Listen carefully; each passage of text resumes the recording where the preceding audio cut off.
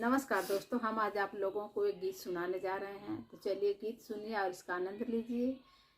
और आप लोग पूरा गाना सुनेंगे तभी आप लोगों को पूरा आनंद मिलेगा। चलिए गीत सुनिए और इसका आनंद लीजिए और ढेर सारा प्यार दीजिए, ढेर सारा लाइक कीजिए, हमारे चैनल को सब्सक्राइब कीजिए ताकि आप लोगों को मस्त मस्त गीत सुनने के लिए मिले।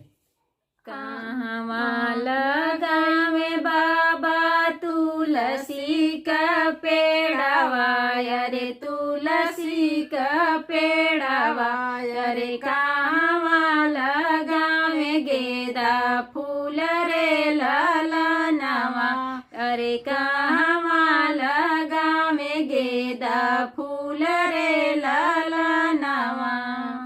आंगने लगावे बाबा तुलसी का पेड़ावा, अरे तुलसी का पेड़ावा, अरे दुआर लगावे गेंदा फूल रे ललनावा, अरे दुआरे लगावे गेंदा फूल रे ललनावा।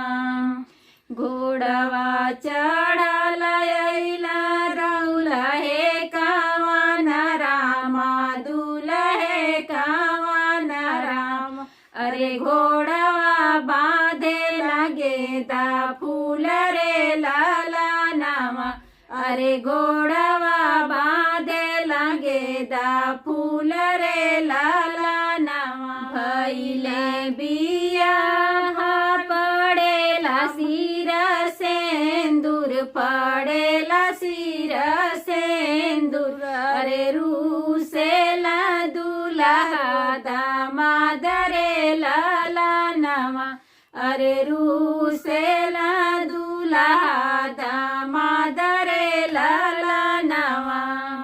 रूसेला या जाना रूसेला बाजन, रे रूसेला बाजन, अरे रूसेले सारी बारात रे ललनावा, अरे रूसेले सारी बारात रे ललनावा। माड़वे में रूसेला दुल्हे कावन रामा, दुल्हा कावन रामा, अरे चंदन जुए लाली लार रे ललनावा, अरे चंदन जुए लाली लार रे ललनावा। गरबा में रूसेली बेटी हो कावन देई, बेटी हो कावन देई, सिंदूर चमके लाली लार रे ललनावा, अरे सिंदूर चमके लाली लार रे ललनावा। सोनवा मो देबो बेटी चांदिया मो देबो, अरे चांदिया मो देबो, अरे देबो हाथी से घोड़ा रे ललनावा, अरे देबो हाथी से घोड़ा रे ललनावा।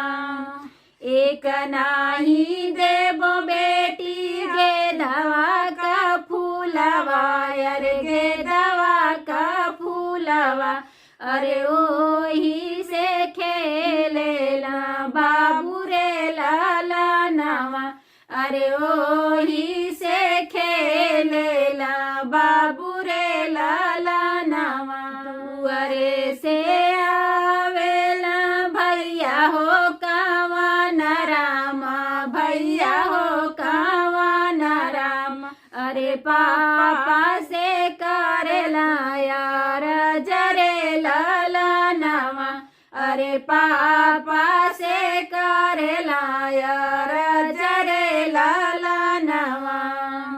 सोनवा तू दे दिहला चांदिया, तू दे दिहला चांदिया, तू दे दिहला, अरे दे दिहला हाथी से घोड़ा रे ललनावा, अरे दे दिहला हाथी से घोड़ा रे लालाना चाँद सूरज ऐसन बहिना दे दिहला अरे बहिना दे दिहला अरे गेदवा का फूल कावन चीज रे लालानावा अरे गेदवा का फूल कावन चीज रे लालाना जाई जी जाजी सोने का माऊरवा अरे सोने का माऊरवा अरे ले जाई गेदवा का